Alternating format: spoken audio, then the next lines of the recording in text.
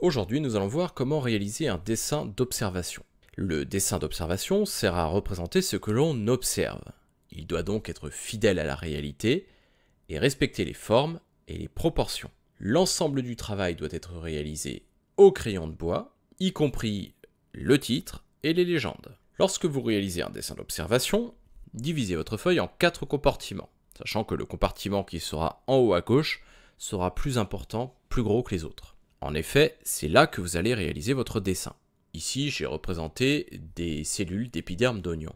Vérifiez bien que votre dessin est centré, assez grand, qu'il respecte les proportions et que les traits sont fins et continus. Fin et continu, ça veut dire qu'il faut utiliser un crayon en papier bien taillé et prendre le temps de bien faire les traits.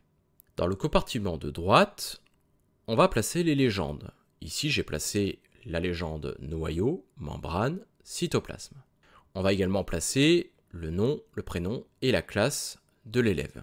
Pour ces légendes, vérifiez bien l'orthographe et pour les traits de légende, vérifiez bien qu'ils sont tracés à la règle, alignés, horizontaux, qu'ils ne se croisent pas entre eux et qu'ils s'arrêtent bien sur la marge.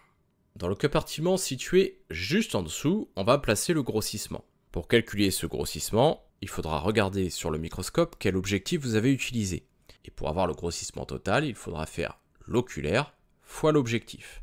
L'oculaire étant toujours de 10 sur nos microscopes, il faudra donc faire 10 fois la valeur de l'objectif. Si vous utilisez l'objectif rouge, ça sera x4, le jaune x10, le bleu x40 et le violet x60.